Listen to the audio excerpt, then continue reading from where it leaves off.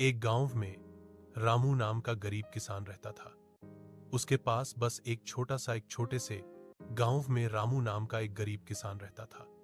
रामू के पास थोड़ी सी जमीन थी, बस उतनी ही जिससे उसका परिवार दो वक्त की रोटी किसी तरह चला सके।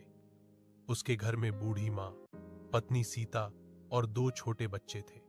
हालांकि उसका जीवन गरीबी से भरा था, पर रामू के दिल में मेहनत और ईमानदारी की कोई कमी नहीं थी।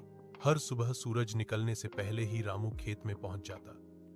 हाथ में हल और कंधे पर एक पुराना फावड़ा लिए वह मिट्टी जोतता, बीज बोता और खेतों में पसीना बहाता।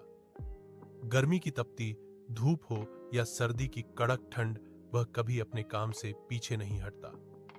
उसका विश्वास था कि मेहनत करने वाला कभी खाली हाथ नहीं रहता। एक साल बारिश ने धोखा दे दिया, फसल सूख गई और रामू पर कर्ज का बोझ बढ़ गया। गांव के कुछ लोग उसका मजाक उड़ाते, कहते, रामू, तेरी मेहनत का क्या फायदा जब किस्मत ही खराब है। लेकिन रामू ने कभी हार नहीं मानी। उसने अपने बच्चों की आंखों में उम्मीद देखी और तय किया कि वह हार नहीं मानेगा।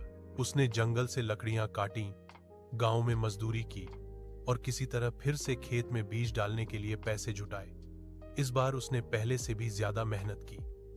दिन रात खेत में काम किया, पौधों को पानी दिया और फसल की देखभाल अपने बच्चों की तरह की।